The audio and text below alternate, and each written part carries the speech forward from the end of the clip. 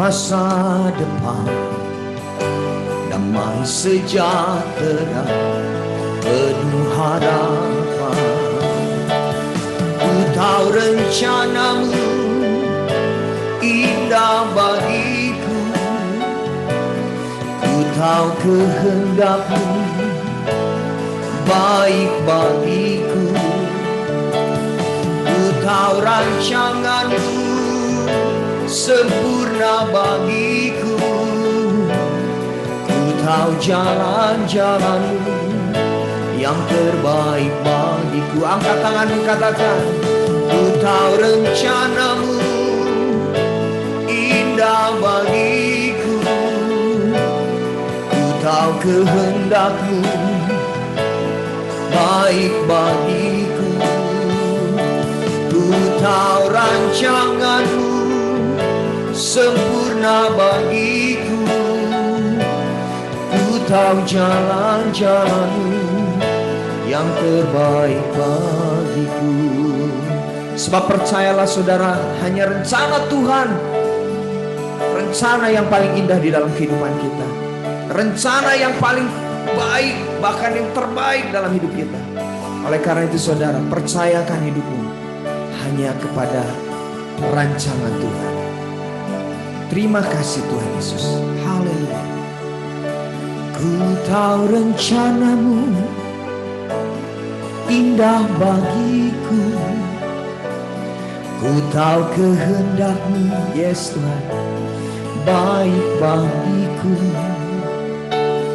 Ku tahu rancanganmu sempurna bagiku,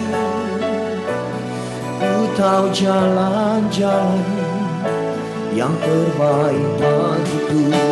Katakan, ku tahu rencanamu, angkat tinggi tanganmu, indah bagiku. Ku tahu kehendakmu baik bagiku, ku tahu rancanganmu sempurna bagiku, ku tahu jalan-jalanmu yang terbaik bagiku.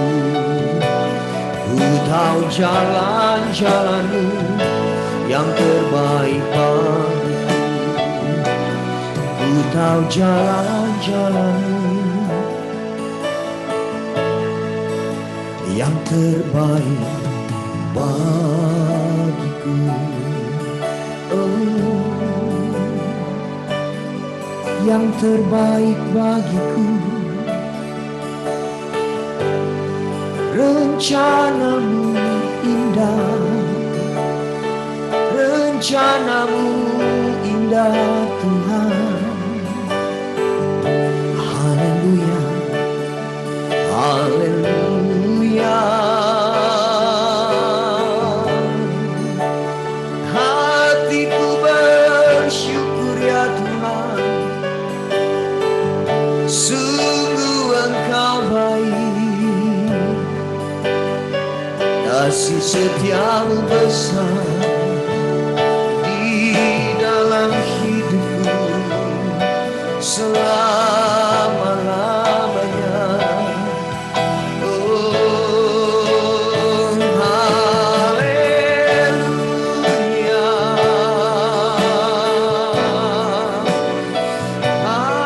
haleluya.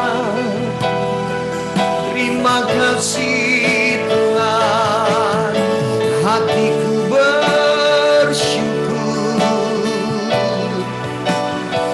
Dalam masyarakat namanya, oh haleluya.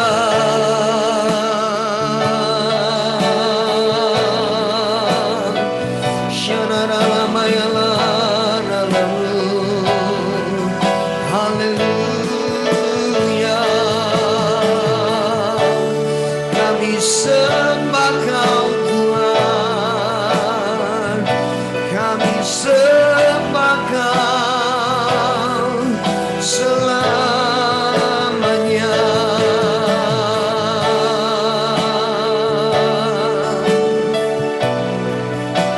Inna lama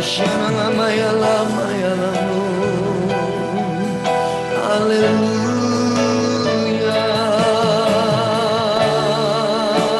Mari sama-sama menyembah Dia, saudara. Angkat pujian penyembahan terbaikmu buat Tuhan. Sebab hanya Yesus yang layak terima pujian dan penyembahan kita.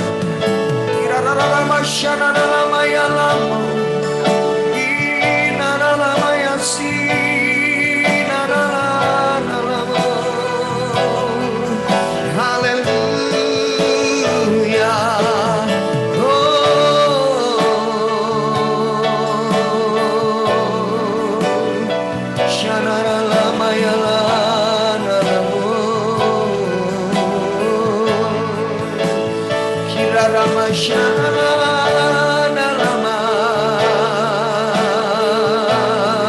Percaya saudara, malam hari ini kesembuhan sedang terjadi, pemulihan sedang terjadi atasmu.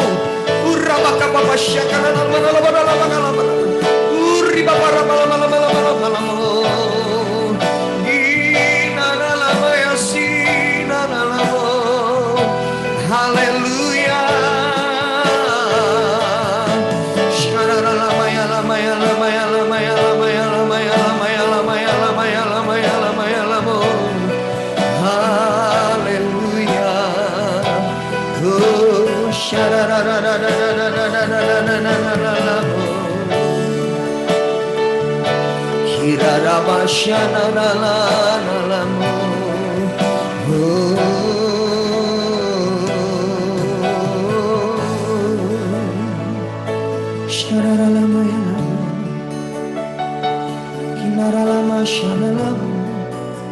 Terima kasih Tuhan. Oh, terima kasih Yesus. Kirabasyakata karalabaya labaya labaya labaya labaya labaya. Kinarabasyakara. Kirabasyakara labaya. Sungguh percayalah saudara, setiap kata firman yang keluar dari mulut Tuhan tidak akan sia-sia. Setiap janjinya pasti tergenapi dalam hidup kita. Oleh karena itu saudara, saya mendorong setiap kita untuk tetap percaya kepada Tuhan Yesus. Apapun keadaanmu, seberat apapun beban yang kau pikul saat ini saudara, percaya bahwa Tuhan sanggup memberikan engkau kekuatan. Di dalam segala hal,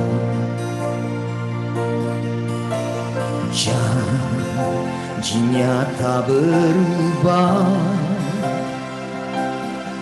Apa yang sudah difirmankan terjadi saat kita percaya. Sekali lagi katakan, di dalam segala hal, janjinya tak berubah. Apa yang sudah difirmankan terjadi saat kita percaya. Meskipun 1000 tangan manusia menarikmu jatuh, namun Tuhan yang bela. Tangannya sanggup membuatmu naik ke gunung. Percayalah, Tuhan yang bela. Amin. Di dalam segala hal, janjinya tak berubah. Apa yang sudah difirmankan terjadi saat kita percaya. Meskipun 1000 tangan manusia menarikmu jatuh, namun Tuhan yang bela, tangannya sanggup membuatmu naik ke gunung. Percayalah, Tuhan yang bela. Meskipun 1000 tangan manusia menarikmu jatuh, namun Tuhan yang bela, tangannya sanggup membuatmu naik ke gunung. Percayalah, Tuhan yang bela. Percayakah saudara bahwa Tuhan sanggup membela setiap apapun perkara dalam kehidupan kita? Amin. Oleh karena itu saudara,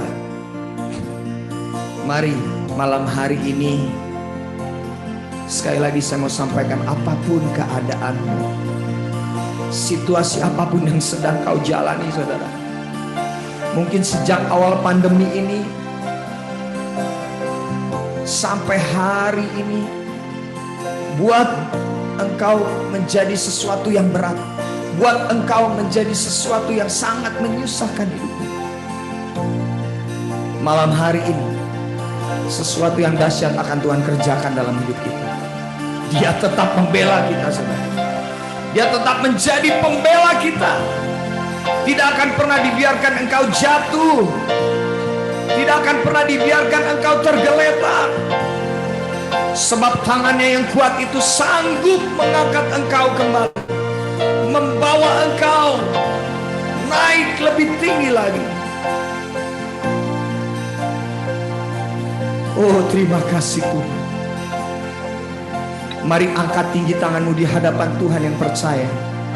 Meskipun 1000 tangan manusia menarikmu jatuh, namun Tuhan yang bela, tangannya sanggup membuatmu naik ke gunung. Percayalah, Tuhan yang bela. Meskipun 1000 tangan manusia menarikmu jatuh, namun Tuhan yang bela, tangannya sanggup membuatmu naik ke gunung. Percayalah, Tuhan yang bela. Oh, meskipun 1000 tangan manusia menarikmu jatuh, namun Tuhan yang bela, tangannya sanggup membuatmu naik ke gunung. Percayalah, Tuhan yang bela. Percayalah, Tuhan yang bela. Percayalah, Tuhan yang bela. Berikan sorak-sorai tepuk tangan bagi kemuliaan nama Tuhan. Haleluya. Biarlah segala pujian, hormat, syukur kami naikkan hanya untuk kemuliaan nama-Mu Tuhan. Kau dahsyat bagi kami Bapa. Hanya di dalam nama Tuhan Yesus yang percaya, sama-sama kita katakan amin. Berikan tepuk tangan sekali lagi bagi Tuhan Yesus. Haleluya. Saudara siap bersuka cita? Mari di hadapan Tuhan kita naikkan pujian ini saudara. Tak pernah ku ragu akan kesetiaan-Mu, Kau pegang hidupku. Sepenuh jiwaku ku yakin dan percaya, Kau tuntun langkahku. Yesus, Kaulah Raja dalam hidupku, berkuasa untuk selamanya. Hanya Kau Tuhan, sumber kekuatan, kuasa-Mu tercurah bagiku senantiasa.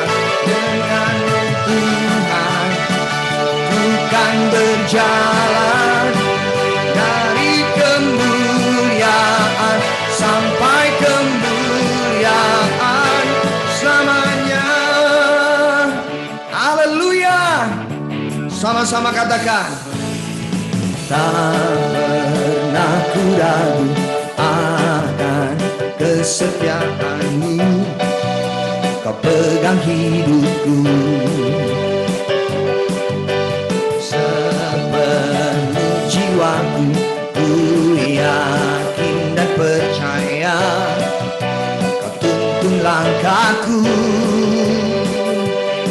Yesus, Kaulah Raja dalam hidupku, berkuasa berjaya untuk selamanya. Come on. Hanya Kau Tuhan, sumber kekuatan, kuasa-Mu tercurah bagiku senantiasa. Dengan-Mu Tuhan, ku kan berjalan dari kemuliaan sampai kemuliaan. Hanya Kau Tuhan, sumber kekuatan, kuasa-Mu tercurah bagiku senantiasa. Dengan-Mu Tuhan, ku kan berjalan dari kemuliaan sampai kemuliaan selamanya. Haleluya. Haleluya. Puji nama Tuhan. Haleluya. Baik, saya kembalikan ke host. Tuhan Yesus memberkati. Haleluya. Wow, luar biasa ya. Tidak berasa ya kita kurang, Pak. Pak Fran kurang. Harusnya 1 jam, Pak.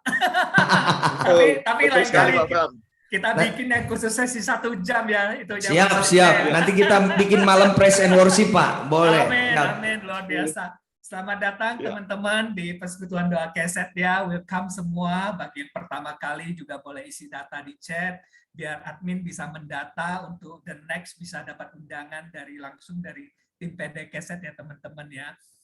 Selanjutnya kita akan diberkati dan kesaksian dari Pak Jo. Bentar ya. Pak siapa Pak Heri? Pak Joko Birowo. Sebelumnya saya ucapkan selamat datang buat Pak Roni dan Bu Nancy, juga Pak Joko. Terima kasih malam hari ini sudah hadir. Selamat datang Pak Roni, selamat datang Bu Nancy ya. Pak Joko ini juga melayani ya di Lembaga Pelayanan Mahasiswa Indonesia ya Pak ya, luar biasa mengelola anak muda semua ya, semua. Oke, dan silakan kita berikan waktunya kesaksian 10 menit ya Pak Joko. Silakan Pak Joko. Shalom Bapak Ibu Saudara semua yang diberkati Tuhan dimanapun berada. Shalom. Shalom. Apakah suara saya dapat diterima dengan jelas? Shalom, dengar Pak. Jelas sekali Pak Joko. Jelas Pak, Jelas, Pak Joko. Ya, terima kasih untuk kehormatan bisa menyampaikan sharing saya pada kesempatan ini. Dan luar biasa bahwa ini kesempatan yang kali kedua ya bagi saya di PD Keset ini untuk menyampaikan sharing. Mungkin ada di antara Bapak Ibu Saudara yang belum mengenal saya atau minimal sudah bertemu atau baru kali pertama bertemu, tapi tadi sudah dijelaskan bahwa saya melayani di Lembaga Pelayanan Mahasiswa Indonesia. Saya tinggal di Kediri dengan 3 orang anak ya yang sudah dewasa semuanya, 2 alumni dari Brawijaya, 1 masih tugas akhir di Satya Wacana ya. Saya tidak akan bercerita banyak panjang lebar, tapi intinya bahwa kami percaya bahwa Tuhan sedang bekerja luar biasa melalui pelayanan kami dan tim. Saya tidak akan menceritakan banyak hal karena sebenarnya saya sudah melayani lebih dari 30 tahun, namun 6 bulan terakhir ini ya, saya sedang kehilangan pribadi yang saya sangat cintai, yaitu istri saya, ya teman seangkatan saya di pusat pendidikan sebelum kita menjadi staf full timer di LPMI. Mungkin ada di antara Bapak Ibu Saudara yang pernah mengenal atau mendengar LPMI, tetapi mungkin juga ada di antaranya yang belum. Tapi sisi di antaranya kalau saya menyebutkan kalau Bapak Ibu pernah mendengar atau menyaksikan film Yesus yang diterjemahkan lebih dari 1.600 bahasa sekarang ini, itu salah satu produk dari LPMI, itu mudah dikenali ya, dengan berbagai bahasa suku. Dan sekarang ini sangat mudah kita juga melihat bahwa 1 tahun ini lebih dari 9 juta orang yang menyaksikan film itu. Artinya apa? Ada begitu kehausan yang luar biasa di Indonesia itu, dan kelaparan rohani itu terjadi di mana-mana di era pandemi COVID ini.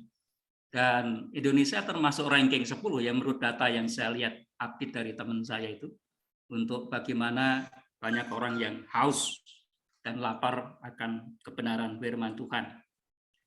Dan berikut saya ingin menceritakan satu pengalaman yang luar biasa bahwa setiap orang pernah menghadapi kehilangan atau krisis itu ya. Dan paling tidak saya sedang beradaptasi ketika kehilangan seorang istri yang sangat saya cintai, namanya Eni Hadia Sulistiani. Dia mendampingi saya dan melayani bersama-sama dengan penuh waktu, dengan penuh pengorbanan dan dedikasi. Dan barangkali juga di antara kita pernah kehilangan orang-orang yang kita kasihi. Tapi bagaimana kita dapat menerima realitas itu sebagai kenyataan bahwa terkadang banyak Tuhan izinkan kita mengalami kehilangan, kita mengalami mungkin juga kebangkrutan suatu ketika, atau pernah mengalami hal-hal krisis di dalam hidup kita itu ya. Tetapi yang saya mau katakan bahwa belajar dari semua pengalaman yang terjadi dalam hidup saya, maka disitulah sebenarnya Tuhan sedang mengajar saya untuk bertumbuh dalam anugerah dan kasih karunia Tuhan. Saya juga pernah mengalami satu krisis yang luar biasa, ya tentu kita juga sebagai hamba Tuhan, kalau sekarang ini yang sedang tren ya, pasal 156, kami juga pernah, saya dan istri dan juga beberapa teman, kami juga pernah dikurung di Lowowaru dan Sukun. Tetapi itu semua menjadi pengalaman yang berarti di dalam hidup saya, bagaimana menangani krisis itu dan melihat campur tangan kuasa Tuhan di dalam hidup saya. Namun dalam sharing saya ingin menekankan bahwa betapa berharganya istri itu ya, yang kita cintai, pemberian Tuhan, penolong yang luar biasa itu. Saya mau ceritakan sedikit bahwa pandemi ini membawa kita untuk mau berubah dalam banyak hal. Dan ketika kita sudah dikurung sekian lama karena COVID ini, maka kami ada program untuk mendoakan kota-kota di Jawa dan menemui setiap tim kami yang ada di berbagai kota, khususnya di Jawa. Dan kami berkeliling dari dari Kediri menuju Jakarta, Bandung, Bogor, Jawa Tengah itu termasuk ke Salatiga, Semarang, Magelang, Madiun, dan kita ke Malang, berhenti di Surabaya. Kami bertemu dan memberikan semangat dorongan kepada teman-teman yang melayani di Jawa ini. Dan ketika kami pulang ke rumah itu ya, saya mau cerita ini ya. Biasanya kalau saya pulang dari Surabaya sampai di Kertosono sudah ada yang nelpon, sudah sampai di mana Pak? Kan gitu. Nanti kalau sudah sampai Gudang Garam ditanya lagi. Artinya apa? Sebenarnya dia sedang bersiap untuk menyambut kedatangan saya ketika saya sedang bertugas di luar, di mana saja ada orang yang selalu siap untuk menyambut saya, dan dengan senyuman yang hangat dia menyiapkan juga teh hangat di situ, dan itu membuat semua capek lelah di jalan dan pelayanan itu menjadi pulih kembali karena apa? Disambut seorang istri yang setia, yang senantiasa ada di keluarga kita. Jadi ketika saya masuk waktu itu terakhir kali ya, saya masuk ke rumah tanpa istri itu, saya saudara, merasa tidak ada orang yang menyapa, sepi semuanya. Lalu saya duduk terlentang di sofa saya itu sambil memandangi foto istri saya. Hanya bisa terharu saya betapa Engkau telah menyediakan ribuan kali teh manis selalu tersedia pada waktunya. Dan ketika saya tidak menjumpainya lagi ya secara fisik, itu membuat saya sangat mengenang kebaikannya, mengenang cinta kasih Tuhan yang dahsyat dan luar biasa itu. Ternyata begitu berharganya penolong yang Tuhan berikan di dalam kehidupan saya sebagai seorang hamba Tuhan, yaitu istri yang sepikir, sehati, dengan penuh dedikasi dan mau berkorban apa saja. Bahkan masuk penjara pun sama-sama, itu satu hal yang luar biasa. Saya tidak akan menciptakan case ini karena saya hanya ingin fokus dan waktu saya hanya 7 menit, jadi sulit bagi saya untuk merangkum semuanya ya. Tapi izinkan ini bagaimana bahwa di balik krisis itu sebenarnya Tuhan mau kita mau bertumbuh dan semakin berakar di dalam anugerah Tuhan. Dan satu lagu ya mengenang istri saya ini sebenarnya mantan bintang radio televisi ya, Provinsi DIY.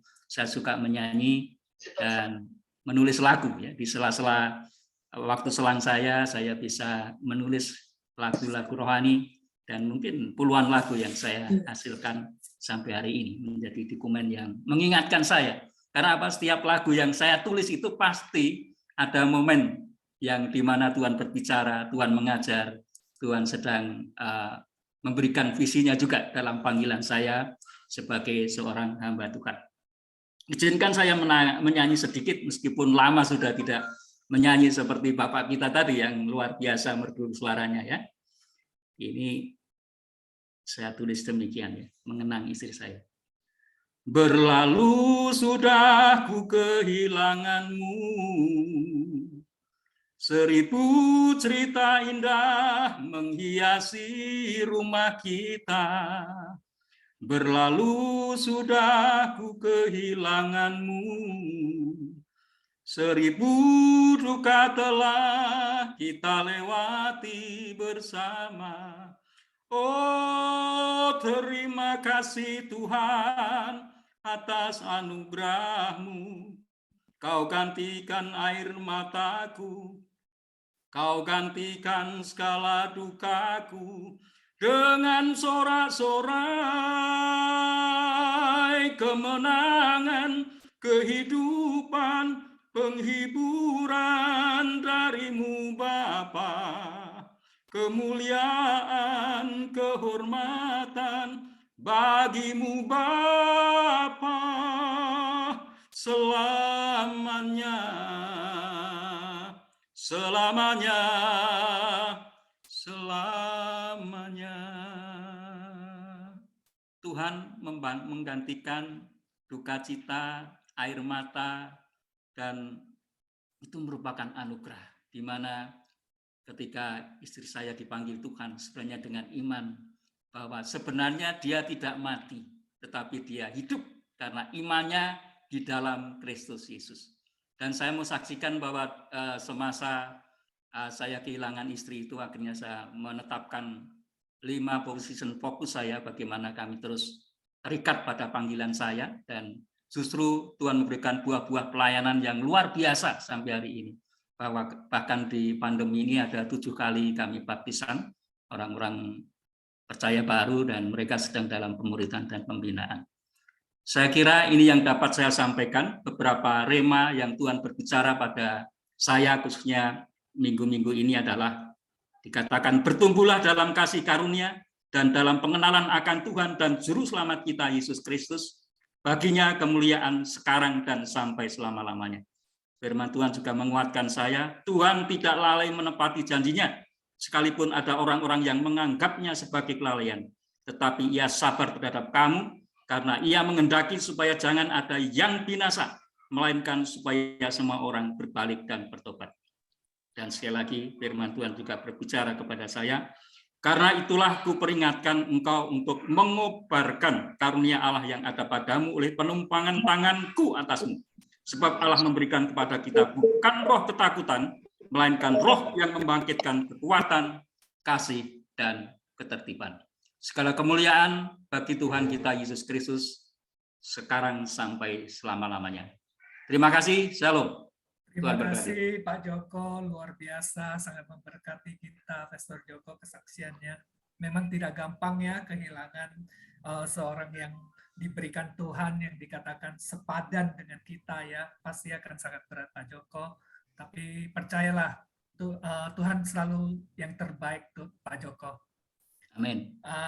Ya, kita sekarang boleh nyalain semua kamera ya, karena mau difoto untuk supaya dijadikan dokumentasi teman-teman. Teman-teman nyalain Silakan kamera. Bapak Ibu, mungkin bisa dibuka kameranya. Kita ada beberapa slide ya, tolong senyumnya agak ditahan, agak lama supaya bisa kedapat semua. Bentar ya. Page 1, ayo dinyalakan kameranya. 1, 2, 3. Page 2 ya, tahan ya, ada 3 page. 1, 2, 3. Oke, page terakhir. Oke, ini semua nggak nyala, gelap doang. 1, 2, 3. Oke. Ya, sekarang kita kembali ke Pak Frans ya, untuk lagu Firman. Habis itu entar Bu Yuliana pimpin dalam doa untuk ke Firman. Yang pimpin doa nanti Pak Victor Abraham, Pak Edi. Oke, Ya. Pak Victor ya. Oke. Silakan Pak Fran.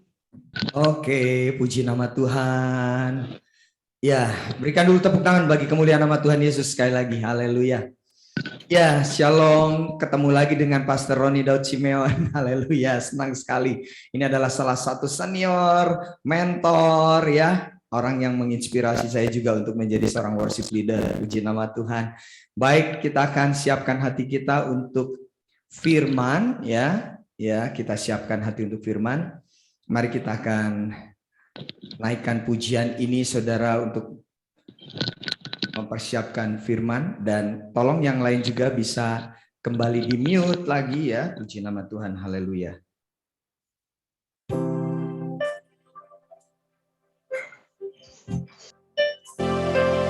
Haleluya.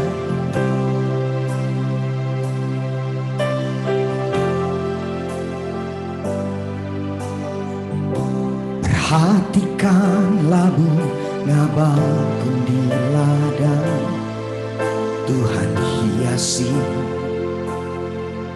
tanpa bekerja.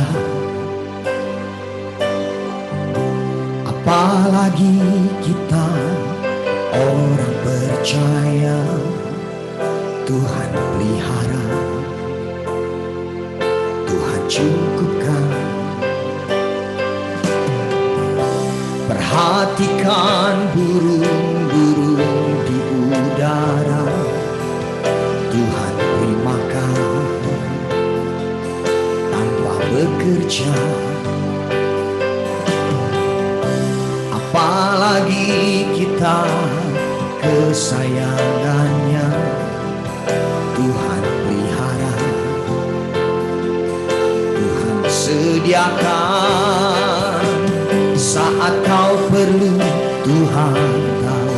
Saat kau minta, Tuhan dengar. Saat percaya, Tuhan bekerja. Saat menangis, Tuhan tahu. Saat berdoa, Tuhan dengar. Saat bersyukur, Tuhan berkati. Sama-sama naikkan pujian ini. Perhatikanlah bunga bakung di ladang, Tuhan hiasi tanpa bekerja. Apalagi kita orang percaya, Tuhan pelihara, Tuhan cukupkan. Perhatikan burung-burung di udara, Tuhan beri makan tanpa bekerja. Apalagi kita kesayangannya, darah Tuhan sediakan. Saat kau perlu Tuhan tahu, saat kau minta Tuhan dengar, saat percaya Tuhan bekerja, saat menangis Tuhan tahu, saat berdoa Tuhan dengar, saat bersyukur Tuhan berkati. Katakan, saat kau perlu Tuhan tahu, saat kau minta Tuhan dengar, saat percaya Tuhan bekerja, saat menangis Tuhan tahu, saat berdoa Tuhan dengar, saat bersyukur Tuhan berkati. Saat bersyukur Tuhan berkati. Saat bersyukur Tuhan berkati. Berikan tepuk tangan bagi kemuliaan nama Tuhan Yesus. Saya persilakan Pastor Victor, silakan. Kami bersyukur dan terima kasih Tuhan. Di saat kami bersyukur Tuhan memberkati. Hari ini kami sungguh sangat diberkati oleh Tuhan. Terima kasih Tuhan. Berkatilah kiranya kami semua yang akan mendengarkan firman-Mu Tuhan. Kami bersyukur punya Tuhan yang hebat, Tuhan yang dahsyat. Hari ini kami boleh berjumpa kembali dalam hadirat-Mu Bapa di tengah-tengah kami. Kami boleh menikmati firman-Mu pada malam hari ini Tuhan. Kami bersyukur dan kami serahkan selanjutnya ibadah keset ini dalam tangan-Mu Bapa sampai akhirnya selesai. Di dalam nama Tuhan Yesus Kristus kami siap untuk mendengar firman-Mu dan siap diberkati oleh Tuhan. Haleluya. Amin. Amin, amin. Thank you Pak Victor. Silakan waktunya ke Pak Roni Daud ya untuk memberkati kita. Sebelumnya Pak Edi, saya mau memperkenalkan sedikit, membacakan profil tentang Pastor Roni Daud Simeon. Silakan Pak. Beliau adalah Gembala Pembina GPI Rock se-Jabodetabek, Ketua 7 BPP Sinode GPI, Ketua Misi Bersama Rock International Ministry, Founder My Family Counseling and Community Center. Ya, Pastor Daud mempunyai 2 putra dan 1 putri dan 1 cucu. Mempunyai 1 istri bernama Ibu Nancy Limantara. Silakan Pastor Roni Daud Simon. Ya, shalom semua warga kerajaan di Persekutuan Doa Chesed. Haleluya. Senang sekali berjumpa dengan Anda semuanya saat ini. Terima kasih pula Pak Herianto. Saya koreksi sedikit ya, anak saya 3 loh ya.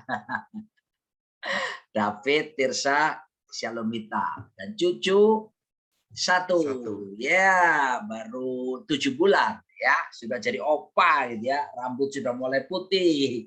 Faktor terjadi ya. Saya malas mau semir-semiran ya. Jadi biar kelihatan aslinya seperti ini. Nah, saya terima kasih. Terima kasih kesaksian yang bagus Pak Joko tadi ya. Betapa tegar dan teguh hatinya sekalipun mengalami kedukaan yang luar biasa, tapi wow, Yesus yang menjadi kekuatan kehidupan hambanya ini. Nah, saya senang nama persekutuan ini Chesed. Bukan arek Surabaya ngomong keset, bukan ya. Chesed. Kata chesed kan kita tahu ada beberapa arti dalam bahasa Ibrani. Salah satunya adalah kasih setia. Arti yang lain itu bisa berbentuk yaitu cinta kasih. Wah, bagus ya.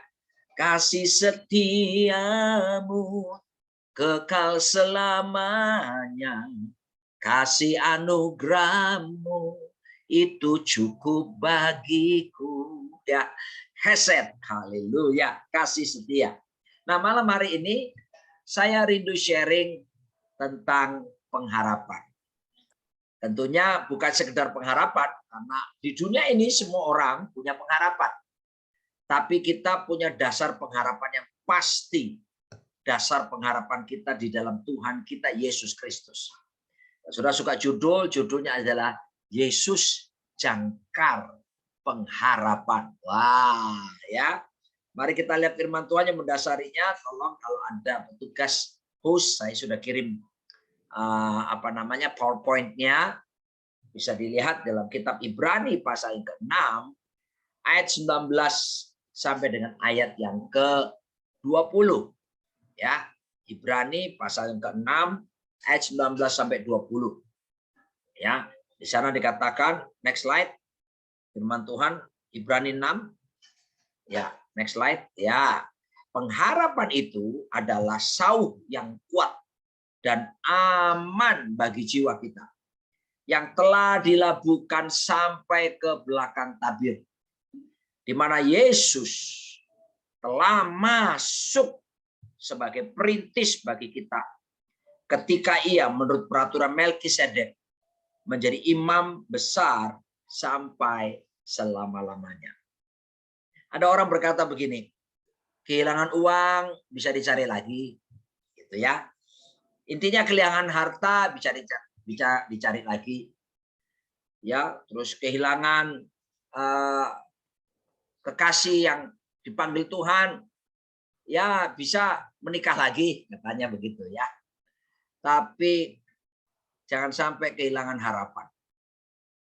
Betapa harapan itu sangat penting sekali di dalam hidup setiap kita. Orang kalau nggak ada harapan, artinya nggak punya masa depan. Dan kita tahu keadaan kita hari-hari ini, ya, pemerintah merencanakan per 1 April bergeser dari pandemi ke endemi, ya. Dan ini tentu ada unsur-unsur yang ketidakpastian. Tapi akibat dampak dari pandemi yang kita alami 2 tahun ini begitu berdampak sekali bagi banyak keluarga. Saya menemukan data di kota-kota besar di Indonesia, termasuk Semarang, data itu yang paling besar, perceraian meningkat menjadi 300% akibat pandemi.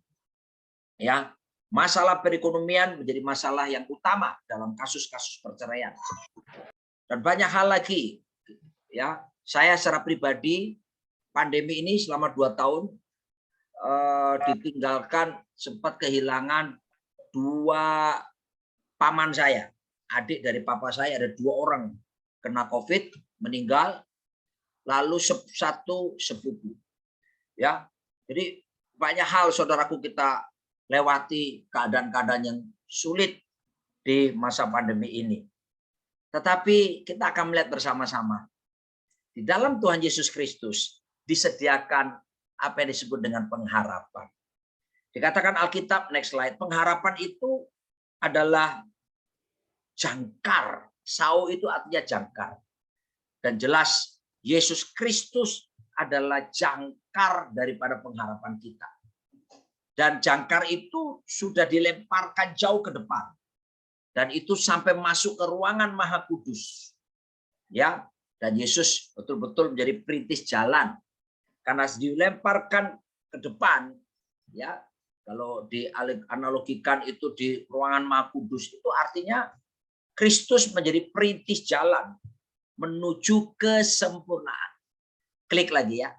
Bapak Ibu dikasih oleh Tuhan, ingat loh ya, tujuan hidup kita itu bukan jadi kaya loh. Ya, terlalu kecil kalau tujuan hidup kita cuma jadi kaya. Sebab orang di luar Kristus pun banyak yang kaya. Bahkan lebih kaya daripada kita. Ya kan? Tapi the main goal of our life is to be like Jesus. Ini yang harus kita pahami. Tujuan utama kita hidup bukan jadi kaya, bukan jadi terkenal. Sekalipun itu sah-sah saja. Asal kita dapatkannya secara halal, secara benar. Tapi itu bukan tujuan utama. Itu seperti batu pijakan kalau kita menyeberang dari sungai yang satu, tepi sungai yang satu ke tepi sungai yang berikutnya. Itu hanya batu pijakan, ya, misalnya kekayaan, lalu popularitas dan semuanya. Kalau kita berhenti di batu-batu pijakan, kekayaan atau popularitas, maka kalau ada banjir bandang, wow, hanyut.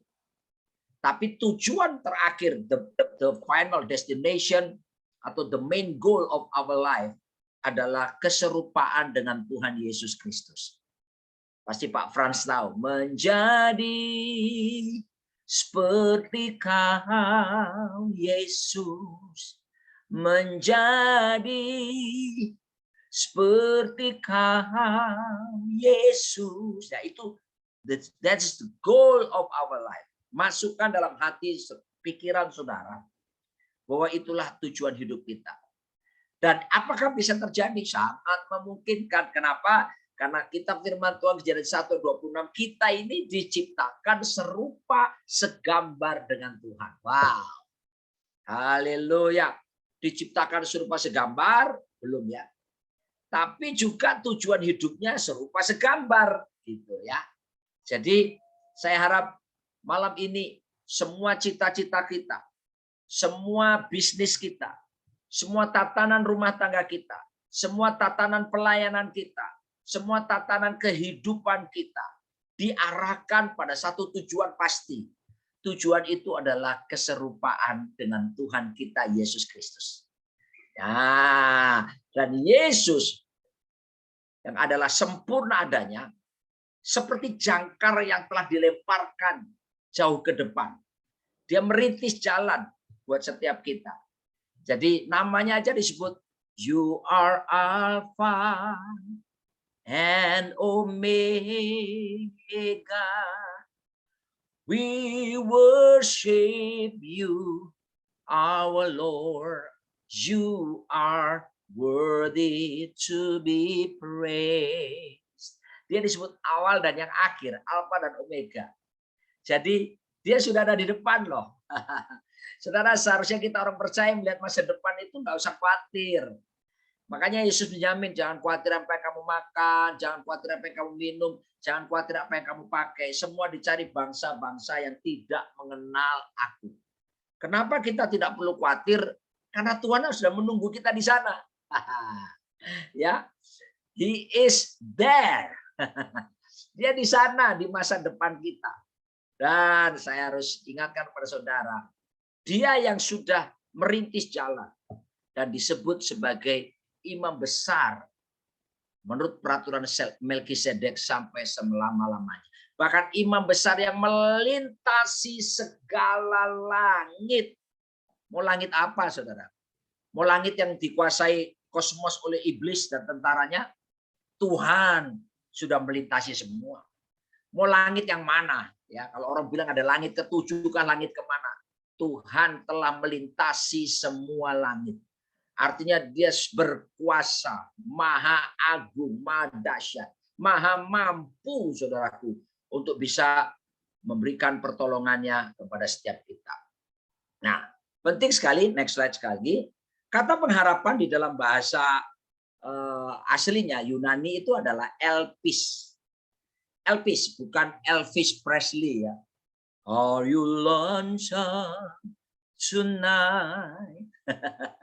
Do you miss me tonight? Bukan itu, tapi elpis. Nah, ini saudaraku, apa yang kita lihat ke depan menentukan harapan kita. Ya, kita tahu, mari saya ajak saudaraku melihat mata yang bisa melihat ke depan, masa depan kita. Di situ Yesus sudah menunggu kita juga. Di masa kini, dia disebut Immanuel buat kita. Tahukah saudara, Immanuel ada 3 arti? Yang pertama, God be with us. Tuhan beserta kita. Keren ya? Disertai Tuhan. Arti kedua Immanuel adalah God dwell in us. Tuhan tinggal di dalam diri kita. Haleluya. Arti nama Immanuel yang ketiga adalah God for us. Tuhan di pihak kita. If God be for us, who can be against us? Kalau Tuhan di pihak kita, siapa lawan kita? Haleluya. Orang Ambon bilang sing ada lawan gitu ya. Nah, mari kita lihat ke depan. Ya, di situ imam besar telah menembus semua langit. Di situ Yesus menanti kita. Dia juga ada di masa depan. Bahkan saya tiap pagi kalau berdoa mesbah keluarga ya, saya menikah hampir 30 tahun. Dari tahun 92 sampai tadi pagi, saya membiasakan disiplin pribadi bersama istri bangun mesbah keluarga. Doa bareng, nyembah Tuhan bareng. Dan selalu setiap pagi saya tumpangi tangan kepala istri saya katakan, kamu tidak pernah takut melihat masa depan, melainkan tertawa memandang masa depan. Ya, Bapak-bapak, Mulai hari ini tumpangi tangan istrimu. Katakan sama istrimu, kamu tidak pernah takut masa depan, tapi malah tertawa memandang masa depan. Kenapa? Sebab masa depan kita dijamin oleh Kristus. Kita punya pengharapan yang tidak mengecewakan. Kristus ada di depan sana, di masa depan kita, menunggu kita menuju kepada masa depan. Ngapain kita takut? Ngapain kita khawatir? Ya, haleluya. Ya, lalu pengharapan sendiri, Elpis itu ada berisi 3 hal. Ingat baik-baik ya. Next slide. Yang pertama, pengharapan itu berisi apa yang disebut dengan expectation. Expectation itu hal-hal yang kita inginkan, hal-hal yang kita sukai nanti terjadi, ekspektasi. Ya, kita berharap sesuatu akan terjadi. Jadi ini unsurnya apa? Menunggu, penantian, gitu ya. Haleluya. Namanya gitu kan? Pengharapan itu selalu ada unsur saya harus menunggu menjadi kenyataan. Ya, ada unsur ekspektasinya. Saya inginkan sesuatu terjadi nantinya dalam diri saya. Semua orang pasti punya pengharapan dan kepingin ada sesuatu yang akan terjadi di depan, bukan? Tapi harus menunggu. Nggak bisa sak-dek sak-nyek itu bahasa Ibraninya. Ya, saya baru jadi opa 7 bulan. Tapi waktu saya nikahkan anak saya 2 tahun lalu, tahun 2020, itu bulan Juli saya ke Amerika 2 tahun lalu, menikahkan anak di sana, dan kemudian berapa bulan kemudian dia hamil. Ya, waktu dia hamil, wah, lalu saya ada ekspektasi. Aku akan jadi opa engkong. Ya kan? Wah, hati saya sukacita. Dan saya nggak bisa sak-dek sak-nyek kan. Waduh, cepetan Tirsa, ayo lahirin, nggak bisa. Saya harus menunggu sampai waktunya. Sama, pengharapan seperti itu kita harus menunggu sampai apa? Waktu Tuhan. Waktu Tuhan pasti yang terbaik. Walau kadang tak mudah dimengerti. Biarkan waktu Tuhan yang terjadi. Roma 8 ayat 25 berkata, tetapi jika kita mengharapkan apa yang tidak kita lihat, kita menantikannya dengan tekun. Nah, ketika saya tahu bahwa saya akan jadi opa, maka saya akan tunggu selama 9 bulan yang akan datang. Akan pasti saya akan jadi opa. Kan begitu. Jadi Bapak Ibu belajar miliki ketekunan. Minta anugerah Tuhan, karena ketekunan tidak kita produksi dari diri kita sendiri. Ketekunan itu pemberian Roh Kudus buat kita. Menjadi buah roh. Dalam Galatia 5 ya, dikatakan ayat 22, buah roh adalah kasih, sukacita, damai sejahtera, kesabaran, kemurahan, kebaikan, kesetiaan, kelemah lembutan, dan penguasaan diri. Tapi Roma 5 mengajarkan kepada kita bahwa ada yang disebut dengan standing grace. Kalau kita tekun, kita akan mendapatkan. Ujian terhadap iman itu menghasilkan ketekunan. Dan kalau orang tekun, Alkitab mengatakan tahan uji. Wah, itu dia. Ya, ayo belajar. Ada waktunya. Kita sedang berharap sesuatu, jangan punya mentalitas instan. Ya, Indonesia banyak instannya. Mie instan, apalagi banyak hal-hal yang instan, tapi pengharapan di dalam Kristus harus belajar menunggu waktunya, ada waktunya. Itu unsur yang pertama. Yang kedua adalah anticipation. Next slide. Itu apa? Ada antisipasi. Kalau setelah kita melihat situasi saat ini, lalu kita bisa memikirkan kira-kira nantinya aku mau berbuat apa ya? Ya, setelah saya lihat situasi kini, saya sudah berpikir untuk ke depan, berpikir akan mengambil tindakan tertentu, ya, dalam pengharapan tersebut. Saya ilustrasikan lagi soal anak saya hamil tuh. Begitu saya tahu, kan ada ekspektasi nih, 9 bulan lagi saya akan jadi opa. Lalu kemudian saya mengantisipasi dong. Apanya antisipasi? Ya, saya harus kumpulkan uang, atur keuangan dengan istri saya supaya bisa beli tiket pesawat untuk ke Amerika dan atur keuangan supaya bawa sangu, bawa uang yang bisa untuk belanja baju kah atau apa, ya. Jadi saya mengantisipasi. Jadi ada upaya untuk saya sampai kepada pengharapan itu akan tergenapi, ya. Dan saya harus tekun melakukannya itu. Nah, jelas ya. Baru yang ketiga, unsur yang berikutnya adalah ada confidence, keyakinan penuh bahwa yang saya harapkan itu pasti akan digenapi. Satu iman, keyakinan kokoh. Nah, itu harus muncul dalam diri setiap kita, ya, bahwa pengharapan di dalam Kristus tidak mengecewakan. Kristus adalah jangkar pengharapannya. Dia perintis jalan yang menggenapi segala sesuatu. Dia sedang menunggu kita ada di depan, di masa depan di sana. Dan di dalam Kristus masa depan kita gilang gemilang, ya. Nah, jadi akhirnya apa? Muncul keyakinan. Bukan sekedar kayak lagunya The Mercies pada zaman dulu. Anggaplah itu mimpi di hari siang. Nah, enggak lah ya. Di dalam Kristus mimpi kita bukan mimpi di hari siang. No, pasti. Pengharapan saya dalam Kristus adalah ya dan amin. Karena Kristus adalah ya untuk semua janji-janji Allah. Haleluya. Yeremia 29 ayat 11 berkata, sebab aku ini mengetahui rancangan-rancangan apa yang ada padaku mengenai kamu.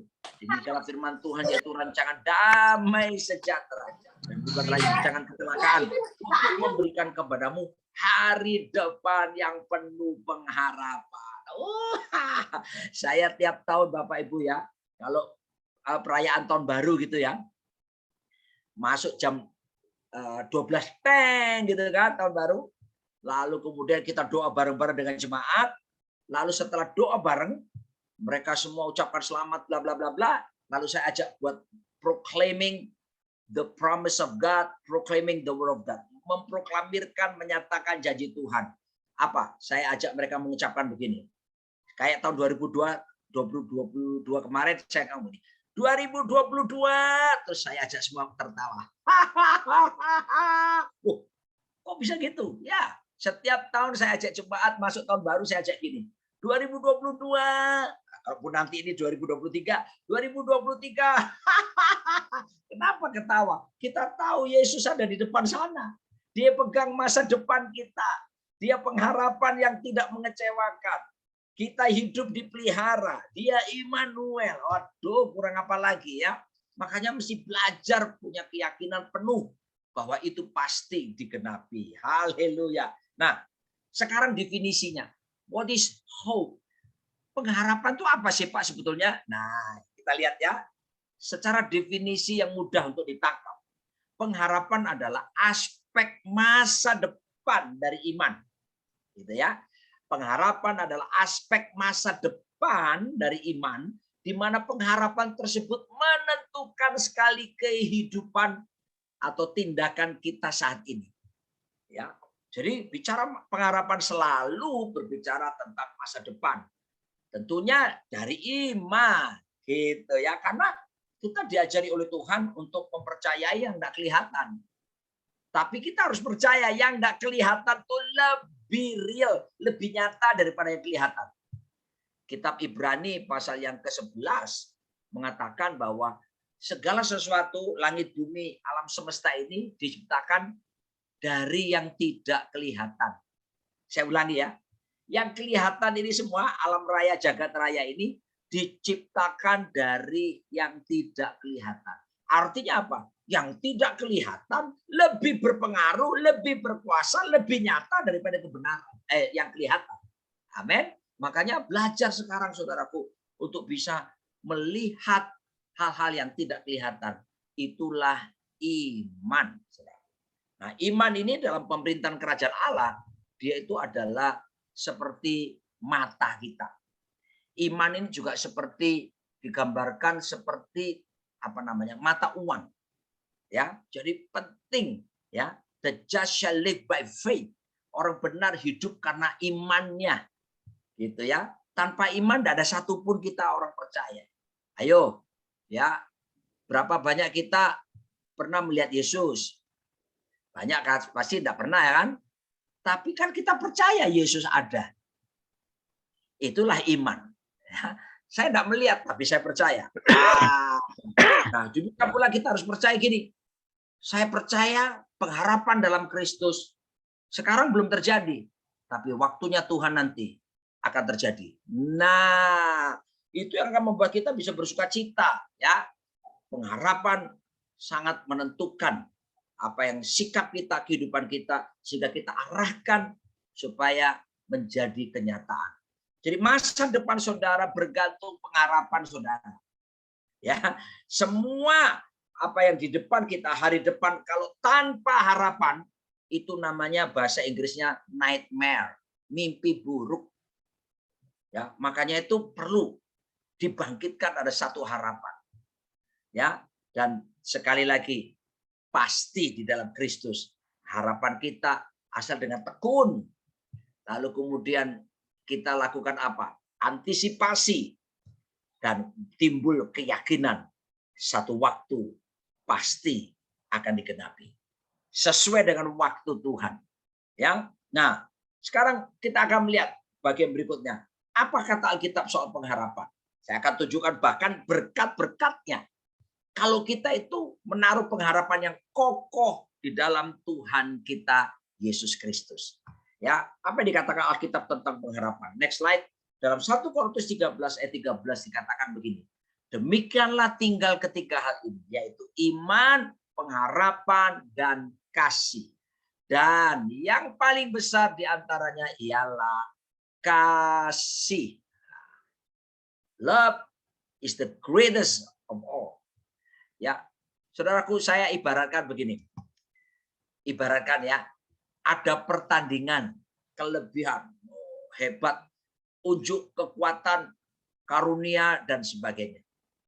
Ya, di kerajaan sorga ini, di sorga. Pertama muncul si mujizat. Wah, mujizat mulai mendemonstrasikan kehebatannya. Ya, orang mati dibangkitkan. Wah, semua tepuk tangan. Lumpuh berjalan. Wah, semua tepuk tangan. Ya, habis itu karunia yang lain bertanding. Si penglihatan. Wah, penglihatan mulai menunjukkan. Wah, saya melihat langit terbuka. Wah, Tuhan duduk di tahtanya. Wah, gitu ya. Yang hebat-hebat gitu ya. Lalu ada pertandingan berikutnya, peserta berikutnya. Sang nubuat. Wah, si nubuat mulai berkata, Anda yang duduk di sana, Tuhan berkata bahwa Anda begini, begini, begini. Tepat gitu ya.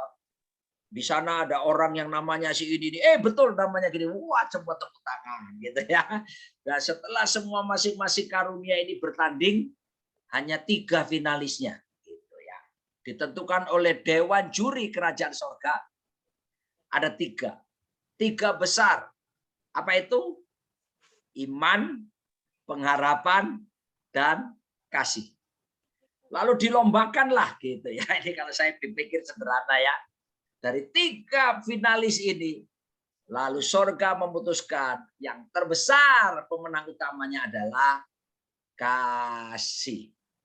Lalu apa hubungannya sekarang dengan pengharapan itu, Pak? Nah, saya akan tunjukkan kepada saudaraku bahwa iman, pengharapan, dan kasih itu tidak bisa dipisahkan satu dengan yang lain. Ya, kita lihat di dalam Roma pasal 15 ayat yang keempat. Next slide. Sebab segala sesuatu yang ditulis dahulu telah ditulis untuk menjadi pelajaran bagi kita, supaya kita teguh berpegang pada pengharapan oleh ketekunan dan penghiburan dari kitab suci. Firman Tuhan atau Alkitab, kitab suci membuat kita teguh berpengharapan. Saya ajak saudaraku dikasih Tuhan untuk kita punya disiplin pribadi. Disiplin pribadi apa? Disiplin pribadi membaca dan merenungkan firman Tuhan setiap hari. Ada ungkapan bahasa Inggris berkata begini, success is predictable. Sukses itu dapat diduga loh. Loh kok bisa Pak? Ya, karena Yosua 1 ayat 8 berkata, supaya kita membaca, memperkatakan, merenungkan kitab firman Tuhan, Taurat, siang malam, maka Tuhan akan memberikan 3 berkat. Pertama, kamu akan bertindak hati-hati. Ini penting, saudaraku. Ya, kalau tidak bertindak hati-hati, ya kejelungup kena trading robot ya. Yang hari-hari ini berapa banyak orang kena itu, saudaraku. Ya, teman-teman saya berapa miliar mereka. Ya, waduh, saudaraku. Ya, kenapa? Nggak bersikap hati-hati. Coba kalau kita perenungan firman. Perenungan firman itu membuat saudara mengambil langkah-langkah bisnis sekalipun langkah hati-hati. Perenungan firman itu menolong kita untuk kita bertindak hati-hati di dalam aspek apapun dalam hidup setiap kita. Lalu berkat yang kedua, berhasil malah beruntung. Wow, triple portion, man. Ya, makanya success is predictable. Tapi failure is also predictable. Kegagalan pun dapat diduga loh ya. Kok bisa? Nah, kalau kita nggak pernah baca Alkitab, nggak pernah merenungkannya, nggak melaksanakan kehendak Tuhan, ya pastilah gagal, saudaraku. Ya, tapi yang saya masukkan ini keberhasilan dalam pandangan Tuhan loh ya. Oleh sebab itu, saya mengajak kepada saudara, iman pun dalam Roma 10 menjelaskan datang dari pendengaran. Pendengaran akan firman Kristus. Nah, di dalam firman pun akan membangkitkan pengharapan. Nah, pengharapan di dalam siapa? Di dalam Yesus Kristus. Dan Yesus Kristus adalah kasih. Allah adalah kasih. Jadi iman, pengharapan, kasih nggak bisa dipisahkan. Satu kesatuan yang kokoh. Seperti itu. Ya. Nah, jadi ayo buat disiplin pribadi. Jangan cuma puas dengerin khotbah seminggu sekali hari Minggu atau seperti ini. Ya, memang kita perlu ada persekutuan doa keset, dengerin khotbah. Tapi jauh lebih perlu kalau Bapak Ibu punya disiplin pribadi, membaca kitab suci tiap hari. Ya, itu kunci kita akan diberkati oleh Tuhan. Ya. Nah, kenapa? Karena kita akan mendapatkan hikmat daripada Tuhan. Hikmat untuk bertindak hati-hati, hikmat membuat kita berhasil. Malahan kita akan beruntung. Puji nama Tuhan. Lalu lanjut lagi ya. Jadi kita akan 1 Yohanes 3 ayat 3. Setiap orang menaruh pengharapan itu kepadanya, menyucikan diri sama seperti dia adalah suci. Haleluya. Saya mau tekankan betapa kalau kita hidup dalam pengharapan yang kokoh dalam Kristus, itu menolong kita hidup suci. Ya, hidup suci, hidup benar. Karena kita tahu bahwa Yesus ada di depan. Karena kita merindukan apa yang kita mimpikan, harapan terjadi. Otomatis pandangan kita berfokus kepada Kristus. Dan itu akan menolong kita untuk berjalan dalam kemurnian seperti Alkitab katakan di sini. Ya. Nah, saya harus tahu bahwa penyucian itu ada 3 level yang harus dilayani, harus dikerjakan. Pertama, yang disebut positional sanctification. Penyucian secara posisi. Kapan itu? Waktu kita bertobat, terima Yesus sebagai Tuhan, Juru Selamat, Raja kita. Posisi kita langsung dirubah. Dari kuasa kegelapan kepada kerajaan terang. Dari kerajaan iblis ke kerajaan Allah. Ya, dari kuasa dosa sekarang dibenarkan. Positional sanctification. Tapi kedua, namanya progressive sanctification. Penyucian secara progresif terus-menerus. Setiap hari kita harus menguduskan diri. Menjauhkan diri dari pencemaran jasmani maupun rohani. Ya, sekarang zamannya metaverse ya. Saya setuju saja metaverse untuk pemberitaan Injil Kerajaan Allah.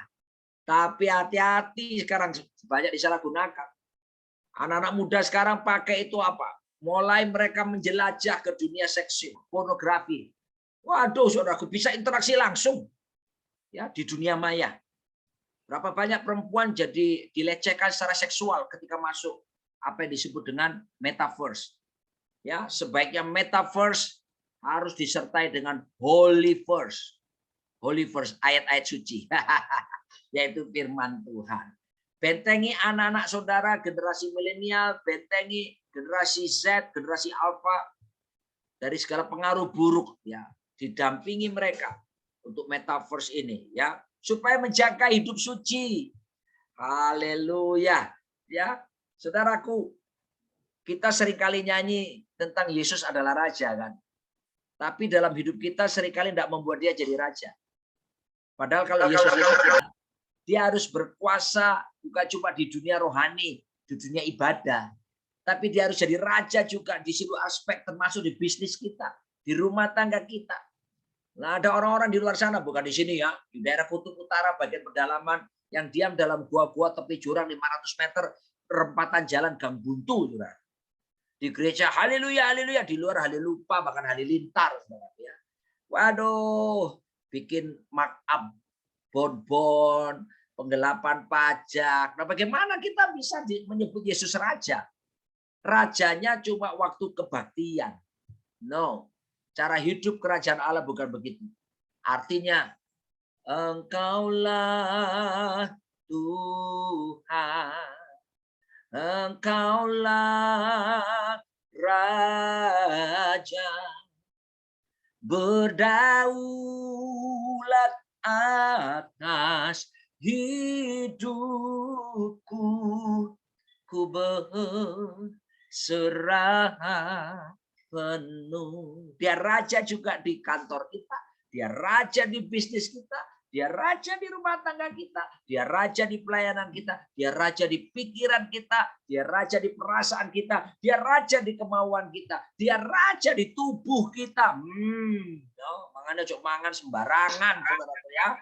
Sudah tahu kolesterol, samcam diembat terus ya. Waduh, lalu berdoa, Tuhan kami mematahkan roh kolesterol dalam nama Yesus kami. Usir semua roh kolesterol. Waduh saudaraku. Ada lagi roh kolesterol ya. Padahal kalau Yesus jadi raja, kita masih olahraga. Kita nggak mungkin makan sembarangan. Kita akan jaga tubuh ini karena dia bait Allah. Lalu berikutnya next slide lagi. Dalam pengharapan, saudaraku. Ini indah. Roma 15 ayat 5. Semoga Allah yang adalah sumber ketekunan, penghiburan, mengaruniakan kerukunan kepada kamu. Sesuai dengan kehendak Kristus Yesus. Adanya kerukunan yang disediakan. Dan kemudian ayat yang terakhir, nanti kita akan masuk ke tanya jawab ya. Ayat 1 Korintus 9 ayat yang ke-10. Di sana dikatakan, atau kita kan yang maksudkan, ya untuk kitalah hal ini ditulis. Yaitu pembaca harus membaca dalam pengharapan. Dan pengirik harus mengirik dalam pengharapan.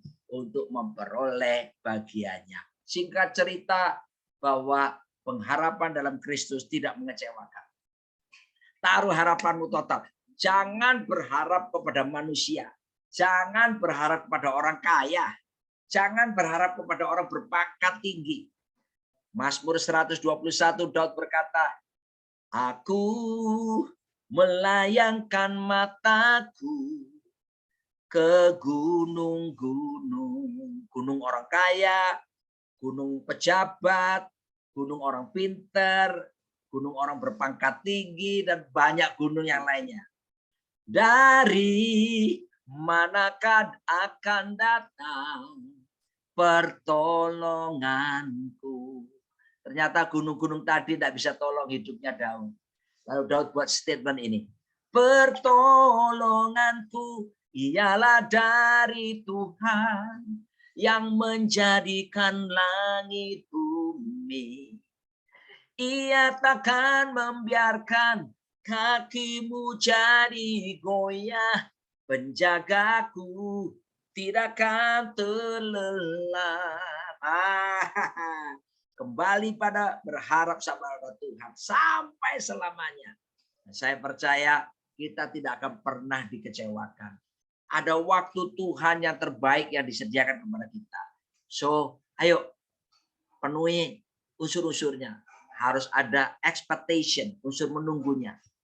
Ada unsur antisipasinya. Mulai siapkan diri, saudaraku, sampai terwujudnya. Berpikir apa yang harus kita lakukan, saudaraku. Dan yang ketiga, punya confidence, keyakinan yang sungguh-sungguh dalam iman bahwa pengharapan kita di dalam Yesus tidak mengecewakan. Pengharapan kita sesuai waktu Tuhan akan menjadi kenyataan. Kenapa? Dia pegang masa depan kita.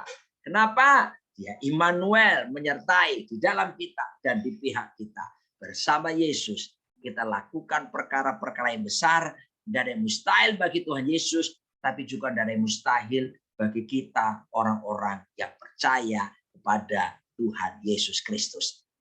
Amin. Amin, amin. Terima Puji kasih. Tuhan. Luar biasa ya. Thank you Pak Roni Daud atas firman-Nya yang sangat memberkati. Kita masuk ke sesi pertanyaan ya Pak Heri ya. Silakan. Betul sekali Pak Edi. Silakan Bapak Ibu yang mau bertanya. Ya, kalau belum ada, ini ada pertanyaan titipan Pak Roni. Silakan Pak.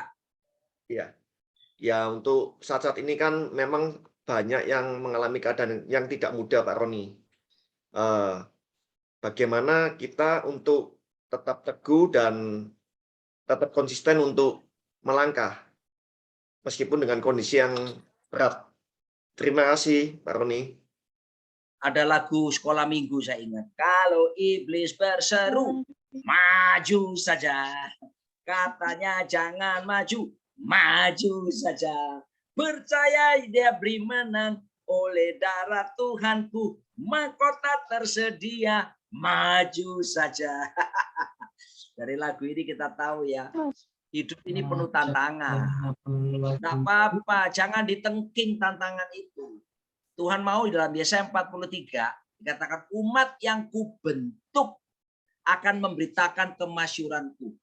Jadi Tuhan izinkan semua terjadi termasuk pandemi ini. Pandemi harus menjadi pelayan kita untuk mendewasakan kita semakin menyerupai Tuhan Yesus Kristus. Gitu seharusnya. Jadi perspektif kita mulai melihat pergumulan, tantangan itu sebagai upaya di mana Tuhan akan membentuk, memproses kita. Ya, supaya apa? Nanti dipercaya untuk memberitakan kemuliaan, kemasyuran. Supaya apa? Supaya punya karakter. Karakter yang bagaimana sih? Karena kepercayaan lain pun bicara soal karakter, ya kan? Tapi karakter kita adalah karakter seperti Yesus gitu. Jadi bersyukur ya. Kalau ada tantangan, ada pergumulan. Saya waktu kena COVID pertama tahun Maret 2020, 2 tahun lalu persis ya. Itu masih awal-awal Maret COVID di Indonesia. Itu paru-paru saya udah putih semuanya di CT scan. Saya saturasi oksigen turun sampai 84, panas tinggi 39,2 derajat. Ya, buang-buang air, enggak ada rasa di lidah. Enggak ada obat. Nah, dokter mengaku waktu itu masih Maret 2 tahun lalu loh ya. Itu dokter belum tahu obat apa, saudaraku, karena penyakit baru. Sekarang sudah ada Remdesivir, Avigan, dan banyak obat lainnya. Apa yang saya lakukan, saudaraku? Saya tidak menyalahkan Tuhan. Di atas tempat tidur di rumah sakit Mitra Keluarga Kelapa Gading, saya mengangkat tangan. Saya menaikkan ucapan syukur sama Tuhan. Saya memuji-muji Tuhan. All my life you have been faithful. All my life you have been so good. Gitu ya. Pertama, perspektifmu harus mengerti bahwa semuanya diizinkan untuk membuat kita membentuk karakter kita, mendewasakan kita. Ya, jangan pernah berhenti melangkah, maju saja seperti itu. Tapi yang berikutnya nasihat saya, tetap dalam komunitas. Jangan berjalan sendirian, soldier fortune. Prajurit tanpa markas, hati-hati. Iblis berjalan keliling seperti singa yang mengaum-ngaum, hendak menelan mereka yang dapat dimangsanya. Kalau kita sendirian, bahaya. Makanya perlu teman-teman komunitas seperti ini ya, komunitas Keset, saling mengingatkan, komsel-komsel yang dibangun, saling mendoakan, saling mendukung seperti itu. Itu penting sekali. Ya, saya percaya. Kalau orang tinggal dalam komunitas, dia akan dapat kekuatan satu dengan yang lain. Tuhan kita, Tuhan yang berkomunitas loh ya. Allah Bapa, Allah Putra, Allah Roh Kudus berkomunitas. Kalau Tuhan berkomunitas, sekalipun dia Tritunggal ya, apalagi kita manusia, ya harus hidup dalam berkomunitas. Itu saja 2 hal yang penting ya. Tentunya banyak kita lewati. Tapi our God is the God of the purpose. Tuhan kita Tuhan yang bertujuan. Tidak ada sesuatu yang terjadi dalam diri kita itu terjadi begitu saja. Pasti ada maksud. Roma 8 ayat 28, untuk mendatangkan kebaikan bagi mereka yang mengasihinya. Haleluya ya. Jadi Amin. jangan mundur, Terima kasih Pak Roni. tetap menyala-nyala. Haleluya. Amin. Silakan Bapak Ibu yang mau bertanya. Jangan sungkan-sungkan.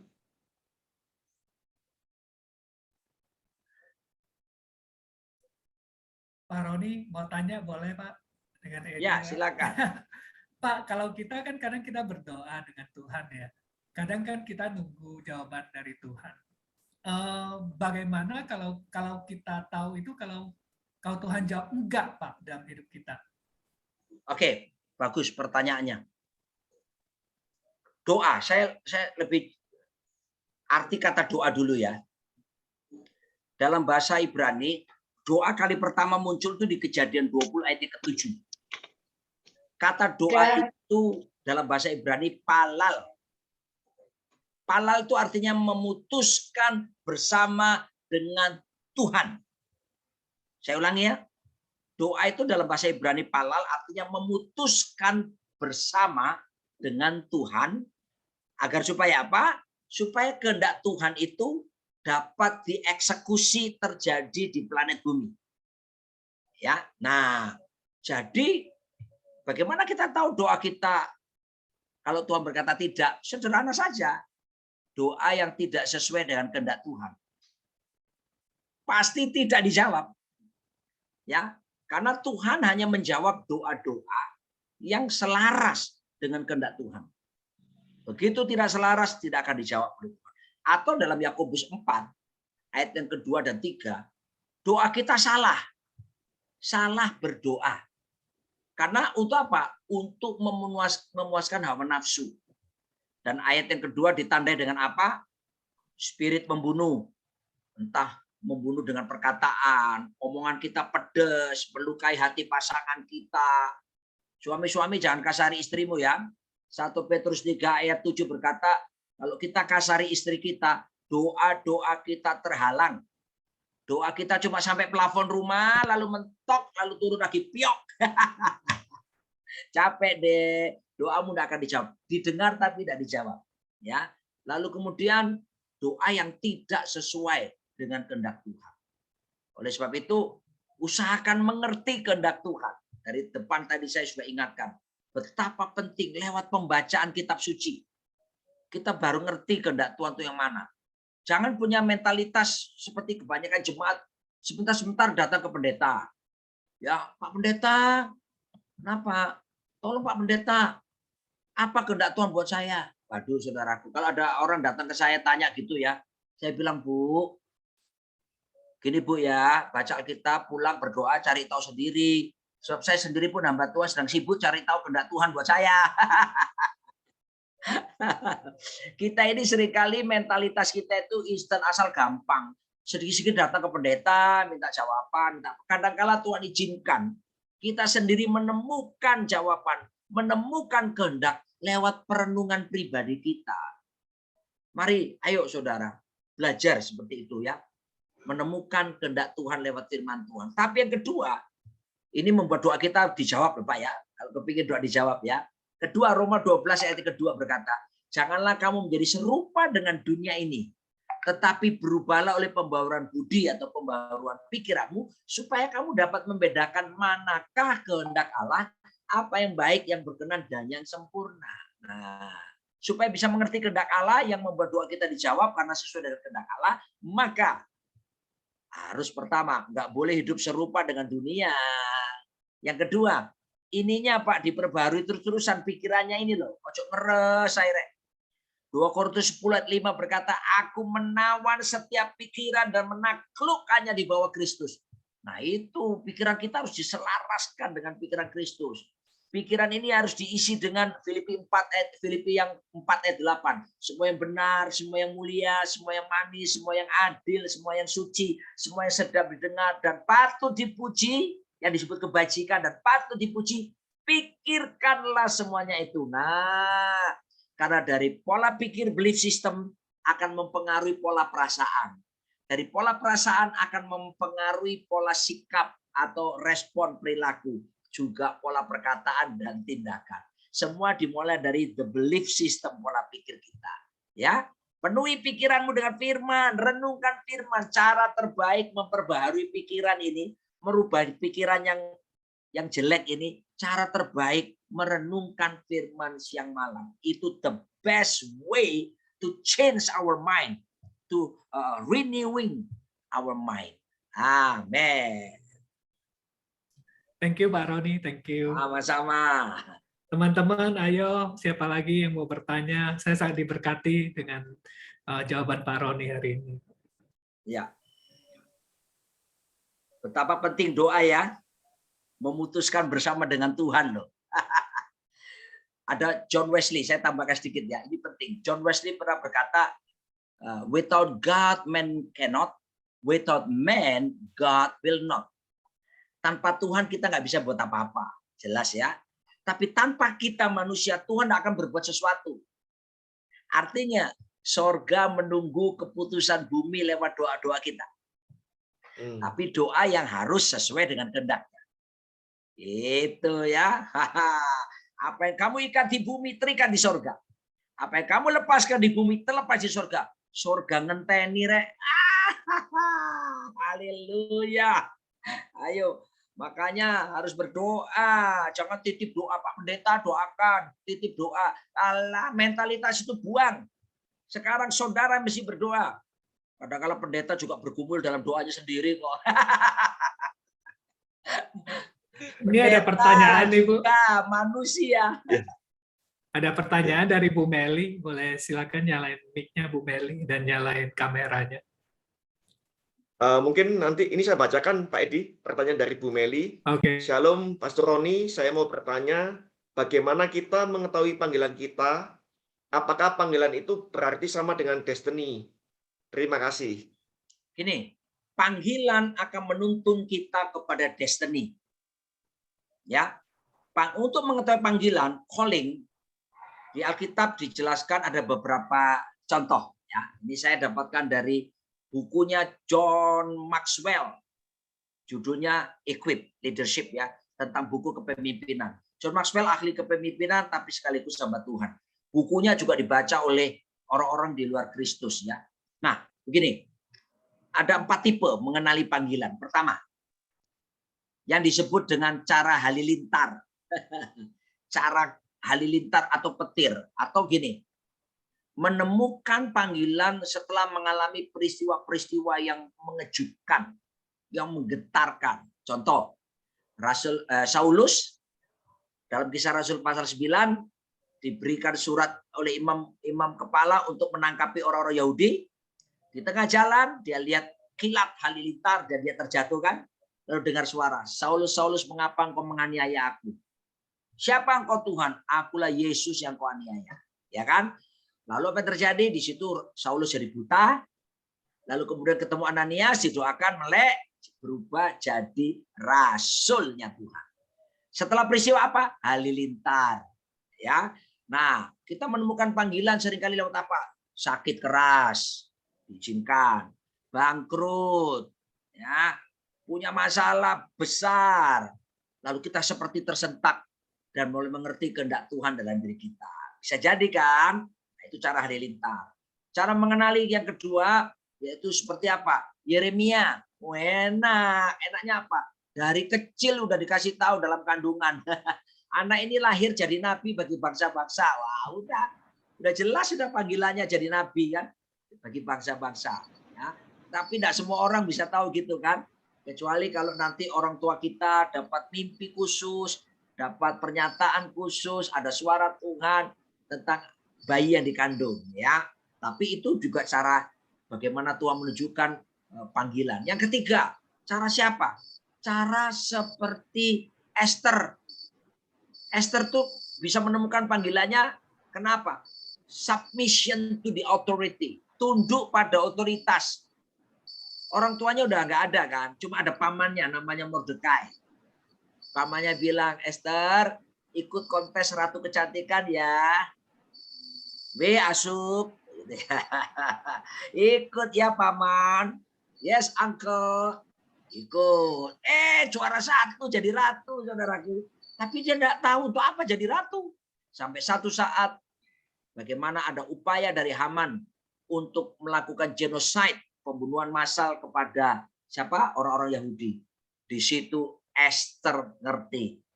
Dan apa yang dilakukan? Dia puasa 3 hari. Dia berkata, if I perish, I perish. Aku akan menghadap raja sekalipun tidak dipanggil. Karena konsekuensinya kalau tidak diterima, mati. Tapi waktu dia menghadap raja, tongkat diulurkan oleh raja. Dan akibat dia datang pada raja, akhirnya dia bisa mengajukan permohonan keselamatan orang Yahudi. Malah Haman sendiri yang sudah buat tiang gantungan, itu dia sendiri digantung di tiang yang dia buatnya sendiri. Jadi cara bagaimana supaya saya menemukan calling, belajar tunduk pada otoritas yang Tuhan percayakan di atas kita. Bapak-bapak rohani kita kah, atau siapapun di atas kita yang mengarahkan kita. Gitu ya. Saya belajar tunduk kepada pendeta Timotius Arifin, itu bapak rohani saya. Saya bertobat, lalu saya bergabung dengan beliau. Dia bilang waktu itu ke Bali, ayo saya utus kamu ke Mataram, ngeritis gereja.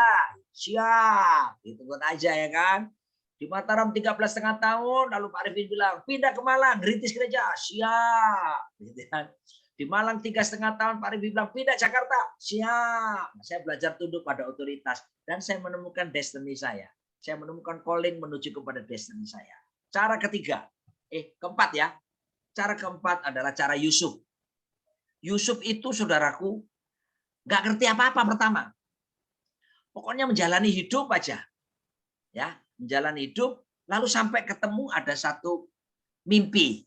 Ya, ada penglihatan, ada mimpi atau nubuatan, siapapun itu bisa terjadi ya kan. Dan kemudian justru ngalami apa? Ujian visi. Masuk penjara, dijual jadi masuk sumur dulu, dijual jadi budak, dituduh memperkosa, masuk penjara. Aduh, lewat proses-proses kehidupan yang berat. Tapi kita sudah dapat pernyataan Tuhan di waktu lalu. Kita udah dapat nubuatan di waktu lalu. Kita udah dapat penglihatan di waktu lalu. Lewat siapapun atau pribadi. Tapi kok sebaliknya Pak, keadaan sulit sekali. Yang saya mimpikan, yang saya harapkan, yang saya lihat, yang dinubuatkan kok tidak terjadi, malah sebaliknya. Tenang saudara, tenang. Ada waktu Tuhan nanti. Ya, sehingga usia pas 30 tahun. Yusuf di dalam penjara padahal langsung dikeluarkan, diangkat jadi Perdana Menteri Mesir. Orang kedua setelah Firaun. Nah, ya, dengan itu semua mengenali panggilan, maka menuntun pada destiny. Destiny kita apa? To be like Jesus Christ. Menjadi serupa seperti Tuhan Yesus Kristus. Amin. Amin, amin. Terima kasih, Pak Roni. Masih ada pertanyaan, Pak Heri? Ini ada kayaknya satu pertanyaan. Dari Bu Mary, Pak Heri. Ada satu pertanyaan terakhir ini kayaknya untuk malam ini. Bagaimana untuk membuat keputusan-keputusan dalam hidup, misalnya memilih sekolah, pekerjaan, pasangan hidup, meskipun saat berdoa seakan-akan Tuhan tidak memberi jawaban secara jelas atau spesifik. Kurang lebih begitu, Pak Roni. Iya, kadang-kadang memang kita jangan ngeroh ya. Ngeroh. Pengennya doa terus selalu, hai hambaku, pergilah ke utara. Jumpai ini. Bisa jadi begitu. Tapi kenyataannya banyak nggak gitu. Kalau saya sendiri pendeta ya, maaf ya. Aku di mimpi, seringkali mimpi, aku malah nggak naik kelas lah. Mimpi dikejar-kejar orang lah, macam-macam. Saya nggak percaya soal mimpi saya berarti. Jadi artinya gini, saya sendiri pun nggak selalu saya tiap hari itu dengar suara Tuhan atau apa enggak. Tapi saya konsisten baca Alkitab. Saya percaya Roh Kudus di dalam diri saya. Yohanes 16 mengingatkan. Roh Kudus itu nanti akan mengingatkan segala sesuatu yang Yesus pernah ajarkan kepada kita. Gitu ya. Jadi nggak apa-apa jalani. Pak, saya nggak ada suara Tuhan. Pakai hikmat sekarang, wisdom. Nah, Tuhan kan kasih kita hikmat. Ya kan? Kalaupun nggak dengar suara Tuhan, ada hikmat. Menimbang.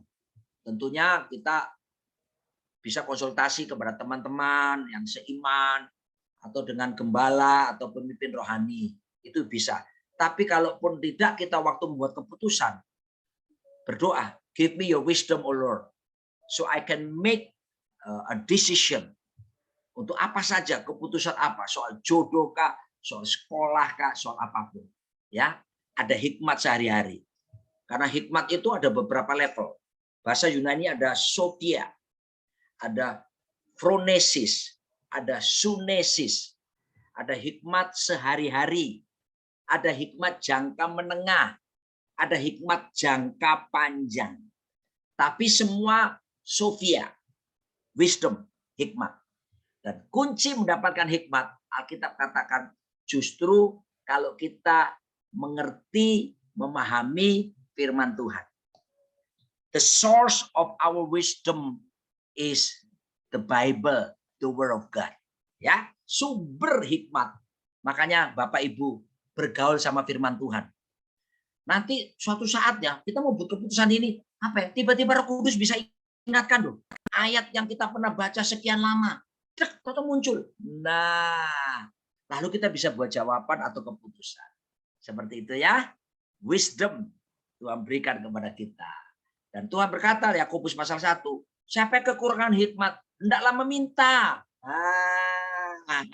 Ya, ojo jaluk duit, terus minta uang, berkat, terus aduh rek, malaikat di sebelah kita ngomong ini, iki gak bosan jaluk berkat tok iki. Mbok yang meminta wisdom berhikmat. Itu penting kan? Give me, beri saya hikmat membuat keputusan yang tepat ya Tuhan. Itu kan penting. Ya, haleluya. Hikmat dari atas, murni, pendamai, dan seterusnya, dan seterusnya. Amin. Terima kasih Pak Roni Daud, luar biasa. Ini nggak berasa ya, waktu 2 jam hampir kita lewatin hari ini ya. Teman-teman, saya jujur, saya pribadi sangat diberkati dengan firman Tuhan Pak Roni Daud dan kesaksian Pak Joko hari ini dan worship leader kita Pak Fran hari ini. Saya yakin Pak Heri semua teman-teman juga ngalamin hal yang sama ya. Sama, betul Pak Edi. Sangat diberkati hari ini, luar biasa. Oke, Ya. sekarang kita masuk ke lagu penutup ya, ke Pak Frans ya. Habis itu ntar doa penutup sama Bu Julian, Ibu Nancy ya, Ibu Nancy doa penutup. Haleluya, puji nama Tuhan. Ya, saya juga mengucapkan banyak terima kasih buat Pastor Roni Daud Simeon yang sudah menyampaikan sharing firman Tuhan malam hari ini. Kita akan akhiri ibadah kita, saudara. Kita akan naikkan pujian ini di hadapan Tuhan. Kami memuji kebesaran-Mu, ajaib Tuhan, ajaib Tuhan. Kami memuji kebesaran-Mu, ajaib Tuhan,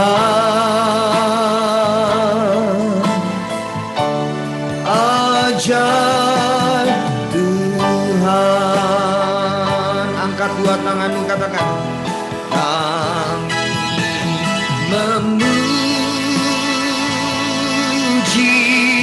kebesaran-Mu, oh ajaib Tuhan, ajaib Tuhan. Oh, kami memuji kebesaran-Mu, ajaib Tuhan,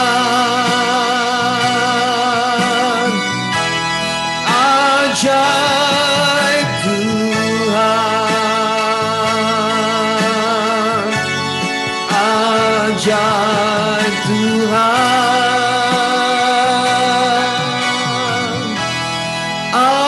ajaib Tuhan. tepuk tangan buat kemuliaan nama Tuhan kita yang ajaib. Haleluya. Saya persilahkan Bu Nancy. Haleluya.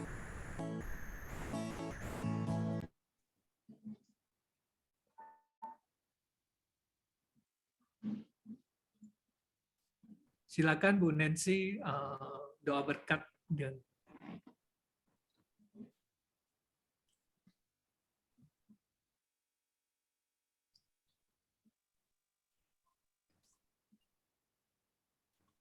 Ibu Nancy Limantara. Ibu Nancy, ya. Istri saya. Iya. Lagi ada Zoom. Oke Pak Roni Daud ya, doa berkat ya buat teman-teman. Bisa Pak Roni yang Ayo, saya doakan lewat lagu ya, kasihatnya sama ya. Yes. Kalau lagu dinyanyikan itu bahasa Ibraninya tefilah.